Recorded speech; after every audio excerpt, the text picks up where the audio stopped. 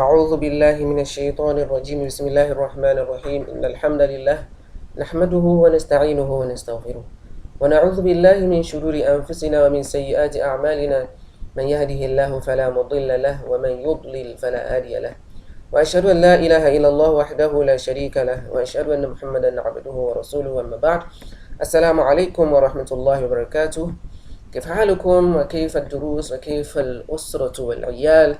How are you? How is studies? How is family and everyone at large?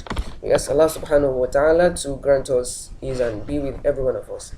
By now, inshallah, I want to believe that our level of understanding of Tajweed must have upgraded from beginner to intermediate. Yes, because the next set of topics we will be looking into requires a little bit of proficiency and experience. It requires experience for both readers and listeners, and that is al-ghunna and hukmul lam, the gunna and the rule of lam that we have in Tajweed. So some of us perhaps have been hearing gunna. When we are talking about the hukmu of nun sakina and tanween, and under it we talk about al-idgham bi gunna. We mention gunna, that you add nasalization, and we also talk about gunna under al-ikhfa. So we now want to talk about al-gunna. What is gunna itself? What is gunna? الغنة لغة هي صوت يخرج من الخيشوم لا عمل للسان. It is a sound that is emitted from the nasal passage without the tongue having any function. The tongue or the mouth does not have any function in pronouncing.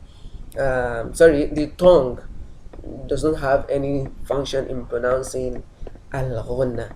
It is a sound that comes from the nasal passage, and we are going to understand that subsequently.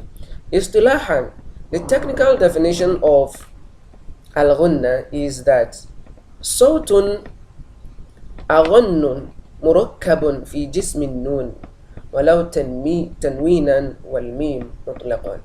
It is an unconditional nasalized sound that is fixed on the noon, walau tanwinan, even if it is a tanween. Remember that a tanween is also an additional noon that is attached to Arabic noun al-ism. Okay, we find a tanween. We can only find tanween in Arabic noun, and tanween, when pronouncing tanween, the tanween, we are going to be pronouncing a noun with sukun. So al-ghunna, it is fixed on the noon and al-mim and the mim, and it is from here that we are able to know the two letters of al-ghunna, and the two letters are an-nun and al-mim. I mentioned that if you want to know that this sound of ghunna is coming from the nasal passage, I'm going to give an example, and we are going to be practicing it together. We want to pronounce inna, for instance. Inna, that is nun, and nun is one of the letters of idgham. Inna. You then try to pronounce inna and block your nasal passage, block the nose.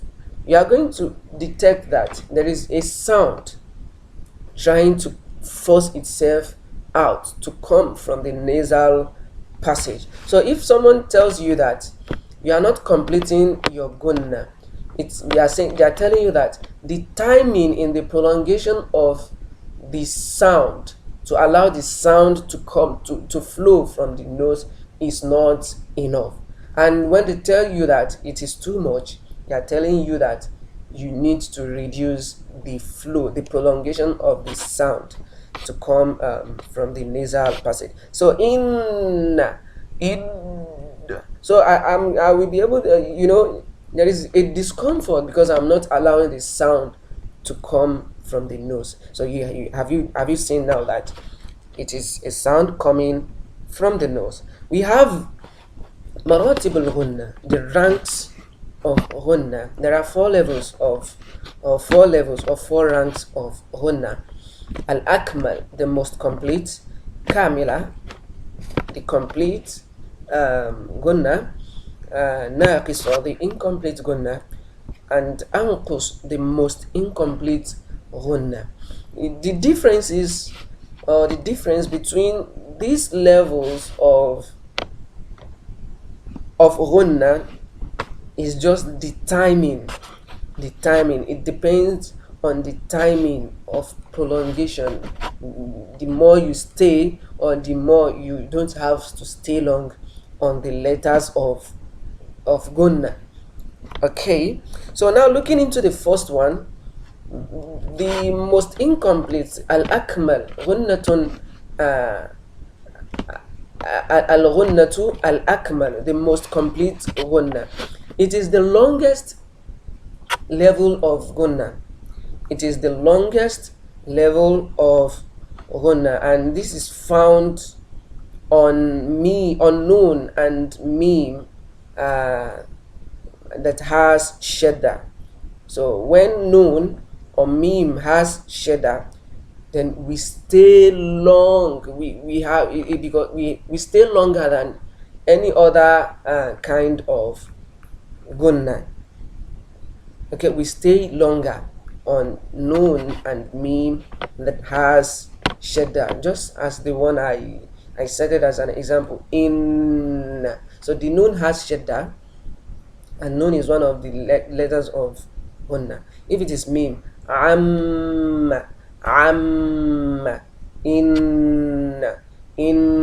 you block your nose, you are not allowing the ghunna to come out. If you block the nose, you are not allowing the ghunna to come out. And if you just say ama, there is no way you can even pronounce the word and it will sound sensibly to someone, because the letter has shadda and you're not even pronouncing it with shadda. No. So you just have to add the ghunna because that is the right of that letter. An. So you stay longer than every other level of ghunna.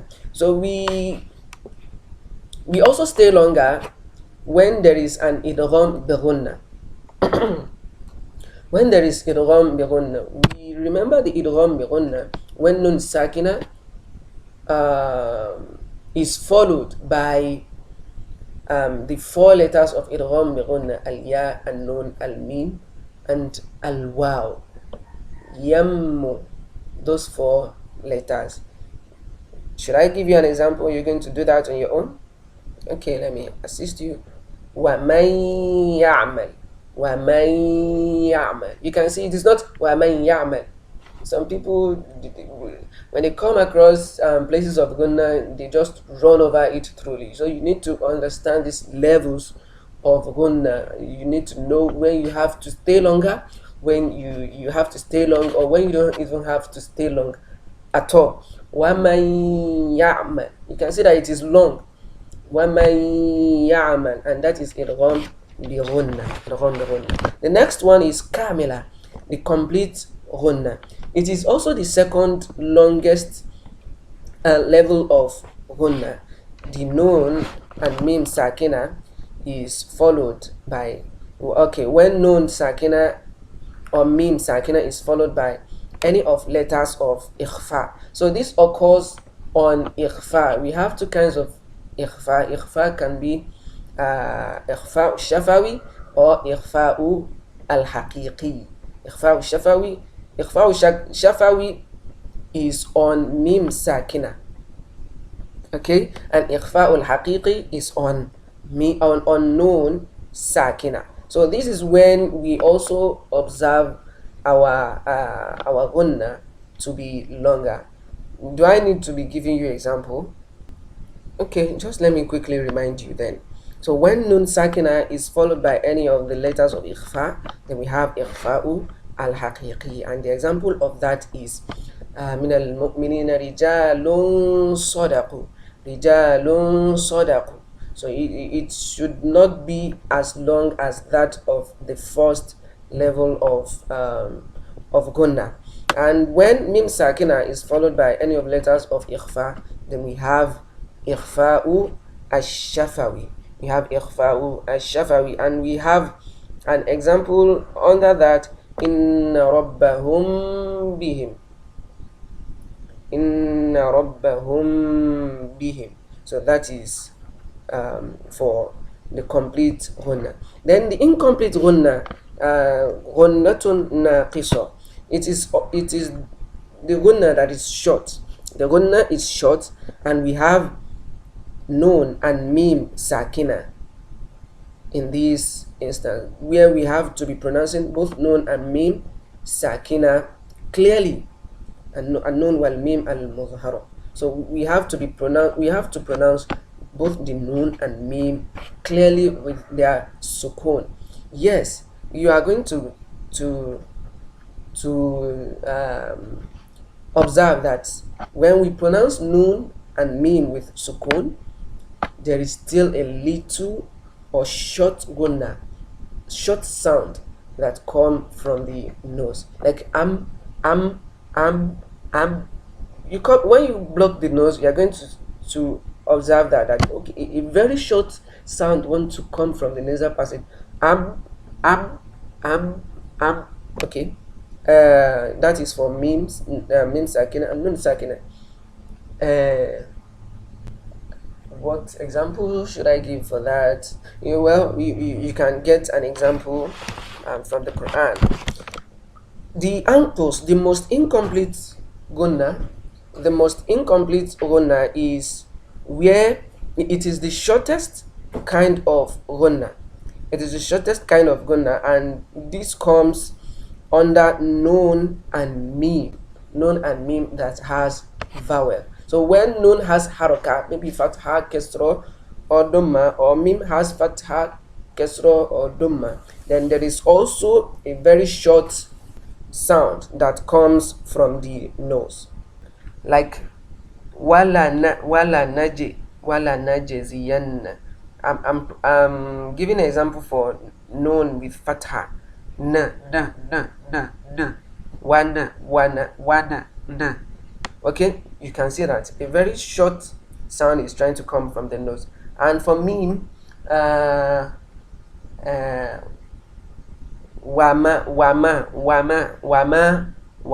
yuderika. Okay, wama ma, you can see. So that is that about al ghunna.